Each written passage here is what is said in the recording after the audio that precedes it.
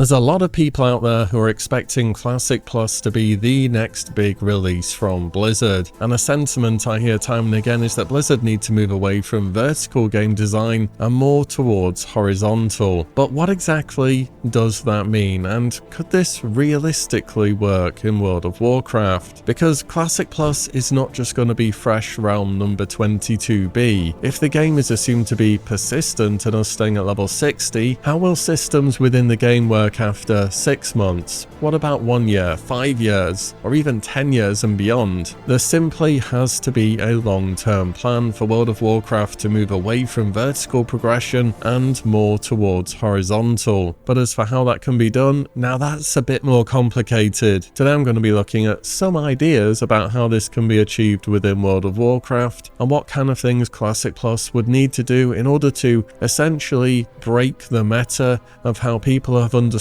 this game should be played for the past 20 years. Real quick though, we should just go over the differences between these two design philosophies. Vertical is what World of Warcraft has always been. You level up, your numbers get bigger, you get better gear, and you get higher stats. And as a result, old content becomes trivial and irrelevant. Each new raid tier makes the previous one largely obsolete. To a lesser extent in Classic, but the jump up between raid tiers is pretty enormous. Max Ramus gear, very powerful. It's a constant climb upwards, hence vertical progression. If you take any expansion in WoW's history, you'll start off in your quest greens, you'll get your dungeon blues, and then you get your raid purples. You've got tier 1, tier 2, tier 3, and so on. We've all seen the format dozens of times. And by the time you're in endgame gear, well, the stuff from the start of the expansion just doesn't feel that great anymore. Horizontal progression, on the other hand, is about expanding outwards rather than upwards. Instead of making your character objectively more powerful than they were the other week, you're gaining new options, new ways to play,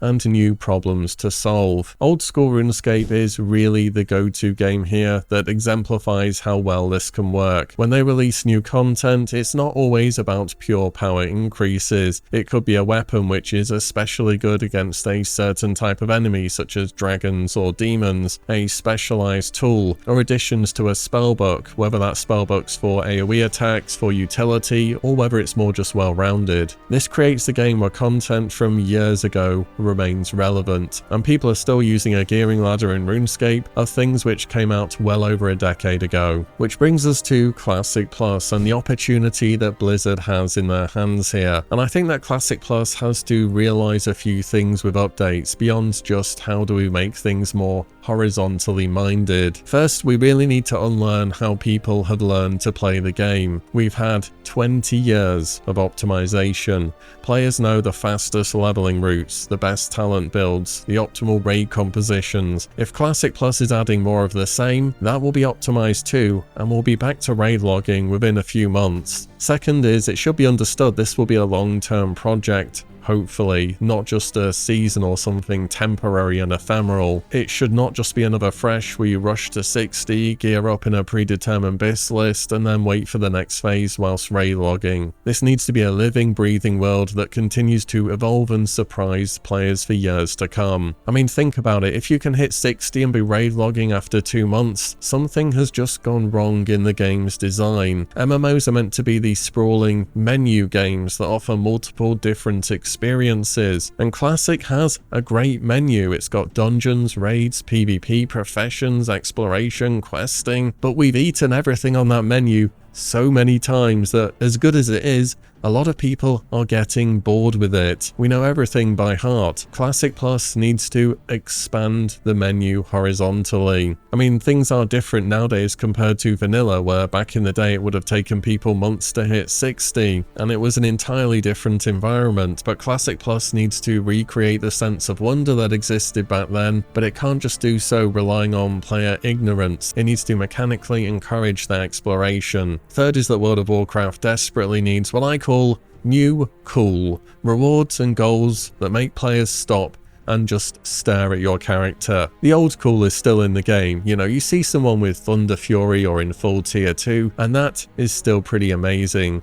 Back in the day, even an epic mount was a status symbol, or things such as a Winter Spring Frost Saber. They all show dedication, but nowadays we've all seen these things 1,000 times. I'm not saying they're trivial to get still, but they're expected. They're just part of the solved meta. They're not cool anymore. Classic Plus needs new, cool, achieved through both solo and group content. Imagine if you saw a hardcore character with some kind of unique set of armor that shows they've soloed every single dungeon in the game, or someone with a title earned from reaching the top rank in some kind of Brawlers Guild style scenario, or a mount that required leveling every class to 60. These aren't just bigger numbers which are vertically progressing your main, they're different achievements that show different types of mastery. So with those three things in mind, where can Classic Plus go a bit differently from normal? Well, let's start with the endgame, because right now Classic's endgame is pretty narrow in the scope of content that it covers. Once you're into the endgame, you raid, you PvP for your rank, and then you farm gold on an ult, and that's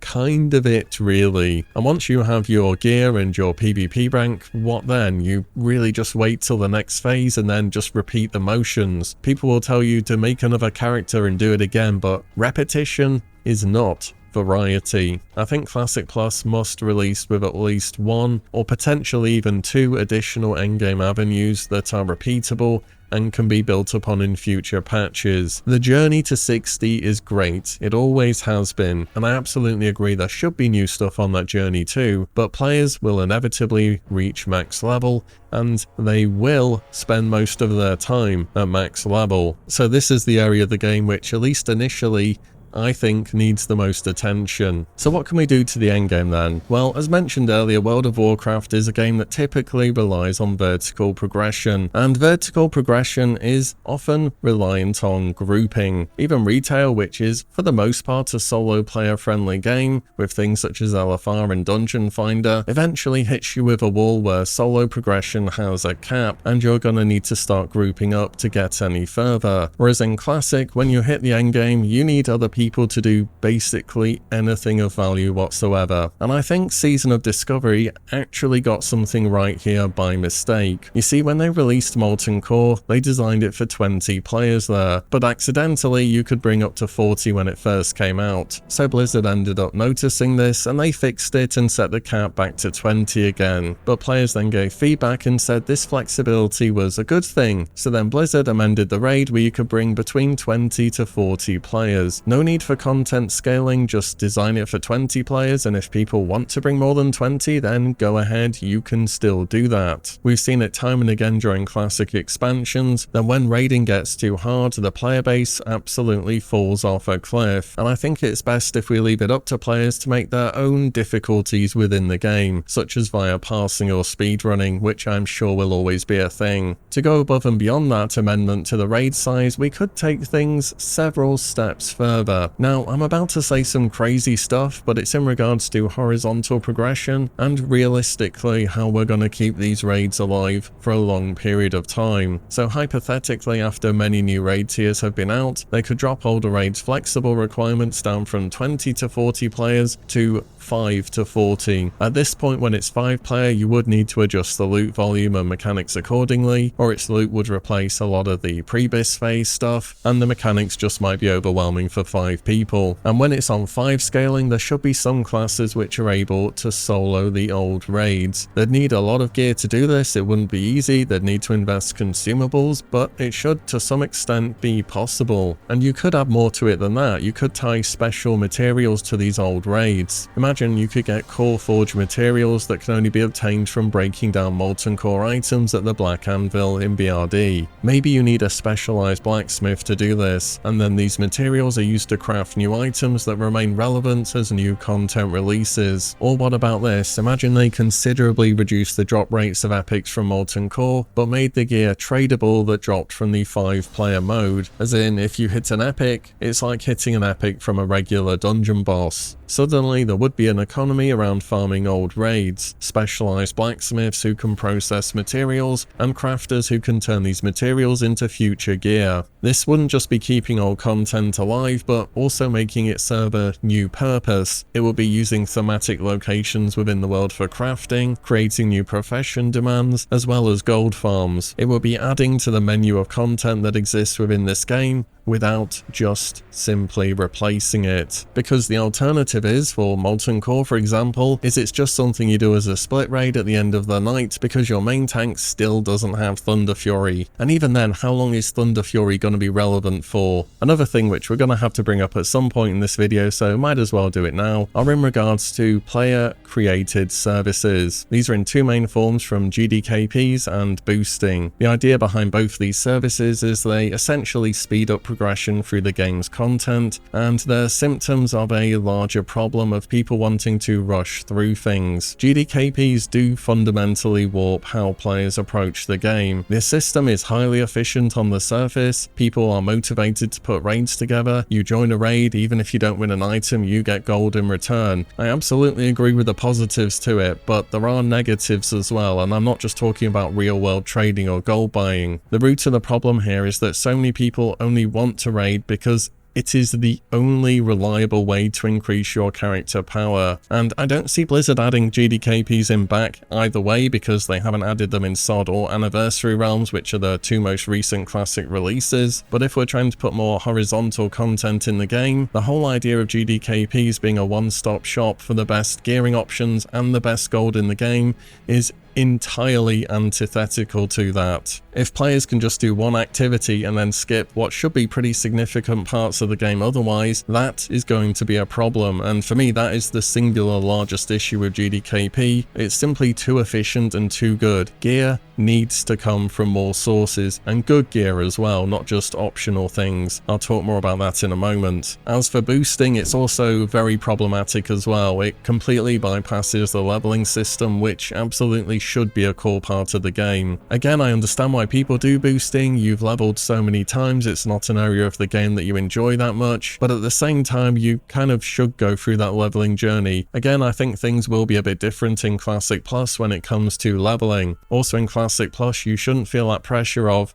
I need to boost and level my character now, because if I don't do that, then this raid tier is going to be irrelevant and I can't play it anymore, or if I wait too long, the next expansion will come along and this will all have been for nothing. Breaking up boosting is just another area of the game where people have come to understand that this is the way they should be playing the game, but overall it's just not healthy for the game and it definitely should not be a part of Classic Plus. And in a world with or without GDKP, to be honest, there needs to be more ways to get gear and to care about gearing your character. Just for a moment, think to the previous phase of Classic. It is really good. Gear comes from everywhere. You've got crafting for your Devil Saw and Lionheart, you've got dungeons for Mask of the Unforgiven, Hand of Justice, you've got world drops for Maiden's Circle or Edge Masters, you've got quest rewards on top of that for Bladefist's Breath or Mirror's Song. And then what happens is raids happen. In Molten Core, the majority of those items are replaced, and by Blackwing Lair, there are very few that you care about anymore. And this is absolutely compounded in AQ40 and Max Remus, where the jumps up in gear are just way too large. Classic Plus needs to maintain that diversity of loot sources throughout its lifespan. You've got crafted items that should remain competitive, dungeon drops that fill specific niches, quest rewards that are added with major updates, and perhaps the odd world drop. I don't know, adding world drops to Abyss is probably a bit toxic because it's just going to be people throwing gold at them, but still having some good ones is always exciting. And I think when you have more ways to get gear which are both friendly to solo players and group players, the effect of not having GDKP and breaking up the meta of raiding being all there is to care about should be less impactful. Another key way that practically every single MMO addresses horizontal content is collection and achievements, and this just seems like an absolute no-brainer to include within the game, to be honest. And these things both do exist to some extent, they're just kind of not officially recognized within the game. For example, you could have a dungeon journal which you gradually fill out as kind of a semi-replacement to transmog. The idea would be when you see an item drop within a dungeon or raid, it would appear as grey within the journal, and if you've collected it would show up as in white. I know this is nowhere near as thorough as what transmog is, but it would just be some kind of collection green bar for people to fill up. And if there is a green bar people will fill it up. You could have achievements for completing dungeons solo without leaving the instance, hardcore-based achievements for reaching level caps on different classes without having died, achievements for completing certain content with specific restrictions, such as, I don't know, no talents, no gear from certain sources, only using specific spell schools, and so on. The rewards don't have to be power increases either. In fact, they absolutely shouldn't be, and I think cosmetic rewards can work without transmog, because if you have some kind of item that you want to flex, you have to go to the trouble of getting that item out of your bank before you can display it. People already stand around in the middle of Stormwind or Orgrimmar Bank with their ZG Tiger and Thunder Fury in tier 3. Are you telling me people wouldn't stand around in some kind of achievement specific reward that showed off they've done something cool? Of course they would. The thing is though, these items just shouldn't be functional in combat and should be for the flex, for people to see and, as I mentioned before, say, wow, that's cool, that's something I want to get as well. You could possibly also have some form of mount customizations, different armor sets on epic mounts, recolors, those kind of things as well. Next thing I want to bring up for horizontal progression is something which I'm pretty sure is not going to be popular, but player housing. We all know player housing was a feature that was planned to exist in vanilla World of Warcraft. They just did not get around to finishing it, and now finally it's coming into the game in Midnight. And what people do when I say player housing is they think garrisons were bad because people never left them. Garrisons weren't housing, they were just some kind of weird abomination that went terribly wrong. I think housing could work with a focus very specifically on personal storage as well as achievement display. A place to store toys, display old tier sets, show off rare items, let players build and design within reasonable limits. And that would be the key here. You don't really have many reasons to be in your house unless you're getting something out of storage or setting up some kind of achievement that you've just earned. No profession benefits, no daily quests, no mandatory gameplay loops, no auction house, no mailbox. You would have so many reasons to still leave your house, such as trading, enchanting from other players, auction house, traveling around the world, picking up world buffs, and so on and so forth. Essentially make it largely like old school RuneScape's housing is, where it is to a large extent about collection and achievements. You could even add in a new profession alongside this, carpentry, where as you level up you gradually build new things. I think this would be thematic, it would make sense within the world, and it would give players some kind of additional way to build up their main character, which is very in theme with Classic. And when I'm talking about these updates which are horizontal content focused, there is something else I need to bring up here. Horizontal design almost always leans towards solo play that can be flexed into group play rather than forced group play. The leading MMOs right now are driving solo content more so than group content, and I think to some extent Classic Plus has to acknowledge this reality, because multiplayer doesn't mean requiring groups for everything. The game is multiplayer by virtue of being persistent and online. Look, if old school RuneScape was an offline game, do you think it would have anywhere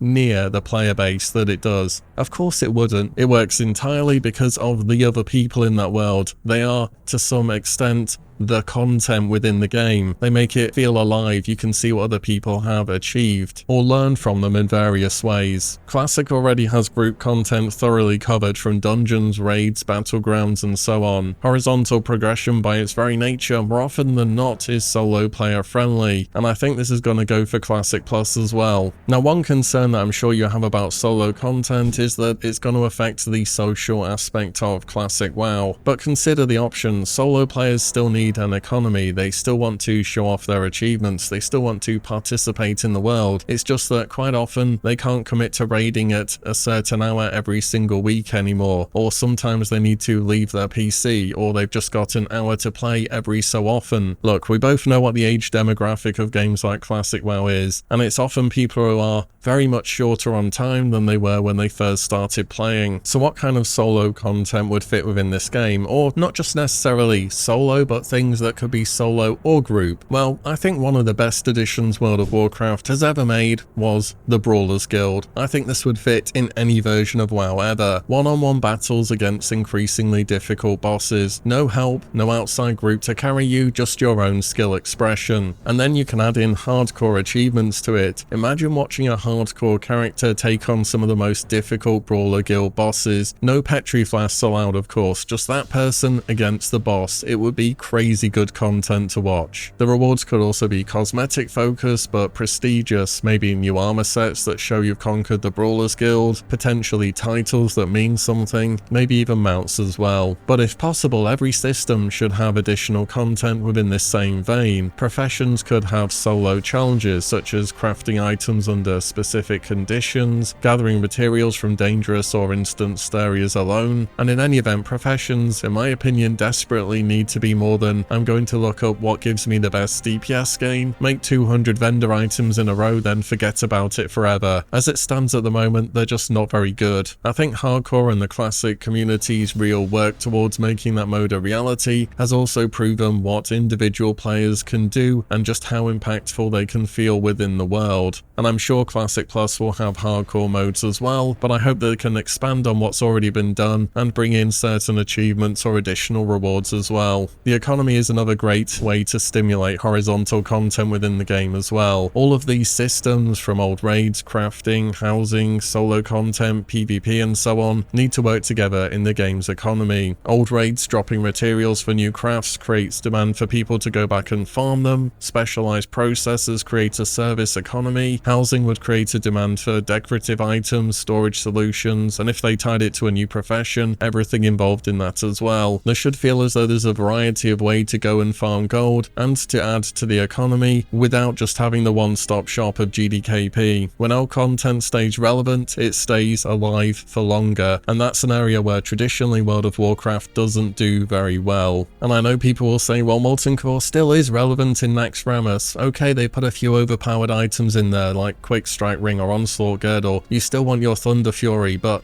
those items will have an exploration date. We're not thinking kind of long term here. We're just thinking mid-term and how the game's already understood to be played. The raid will be irrelevant eventually. Another area which definitely needs talking about is in regards to PvP. So regardless of what happens, the current ranking system and how it's implemented long term just doesn't make sense. The ranking system is unintuitive for new players. You need an add-on to understand what exactly you're getting out of it, and the way people grind gear creates a meta where people who do not want to PvP flood battlegrounds for the rewards. This leads to very low quality PvP. You're running down AV to maximize honor, you're AFKing in Arathi Basin, and pre-mades are just stomping pugs. This is just bad. The rewards from PvP are so good at higher ranks though that players feel as though they are forced to do it, and this is exacerbated by the scarcity of raid loot and people wanting to get the best gear possible as soon as possible. This creates a very negative feedback loop where battlegrounds are full of players who don't even want to be there,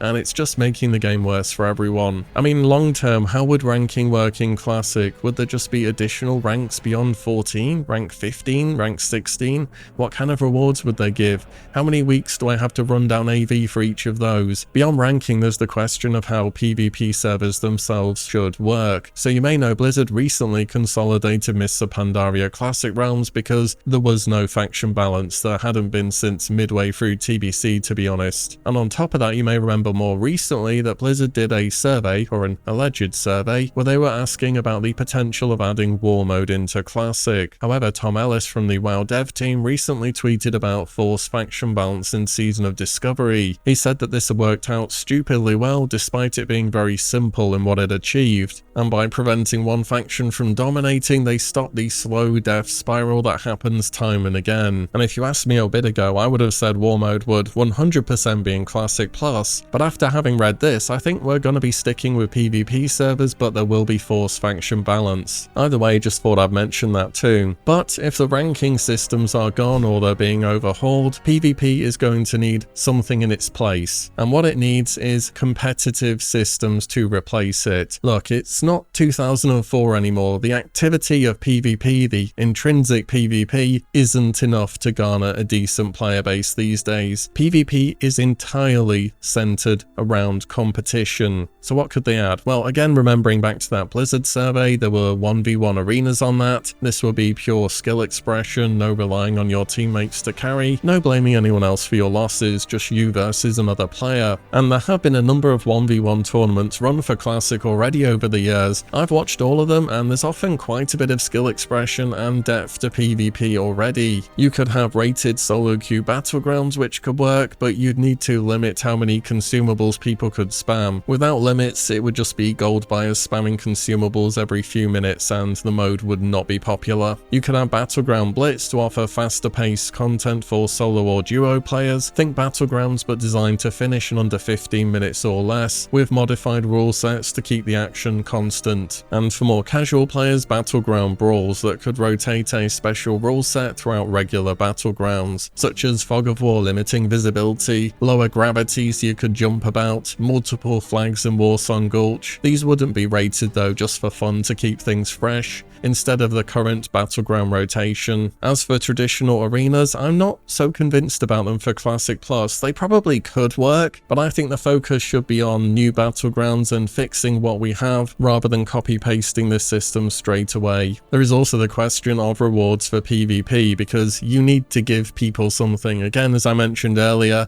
PvP by itself isn't good enough anymore, whether these are cosmetic items, gear tailored towards PvP, or both. Now, it is very classic to have a mix of PvP and PvE gear, or to get excited about getting that new two-handed weapon from a raid and going into a battleground and crushing people, but I have a real concern about players min-maxing battlegrounds purely for the rewards and then leaving the content dead because they've achieved what they wanted to. This is what's happened in every single version of Classic where we've mixed PvP and PvE gear. I don't see why it wouldn't happen again, but the alternative is creating specific PvP gear, which also seems to not be a popular take, so I really don't know what Blizzard want to do here. And of course, with all these proposed changes, horizontal progression, new solo content and so on, it's important to acknowledge that some things have not worked over World of Warcraft's history, and to avoid going back into the same problems we've seen before. Mandatory daily quests? No. Borrowed power systems that are reset frequently?